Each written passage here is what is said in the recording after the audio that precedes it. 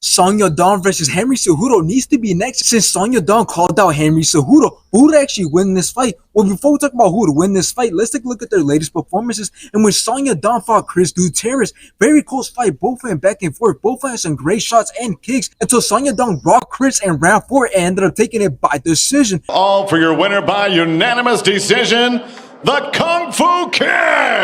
After this, Song Yadong went on to fight Peter Yan, in which Peter Yan showed that he's just way more skilled and experienced than Song Yadong, was way more accurate than Song Yadong, and Peter Yan ended up taking it by decision. Pelter! No mercy!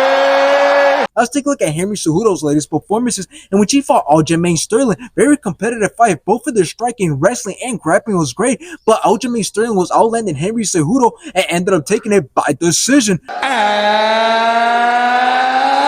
still! After this, Henry Cejudo went up to fight Marab, in which Henry Cejudo rocked Marab. Attacks have long been a part of the arsenal. But then Marab brought it back and dropped Henry Cejudo in round 1. Jermaine Sterling in the corner of Dwalis Willie, who landed a big right hand there. Marab then took control of the whole entire fight with his wrestling and grappling, landed some great shots in there as well, in which he even slammed Henry Cejudo in round 3, and obviously Marab ended up taking it by decision. By unanimous decision, Marab!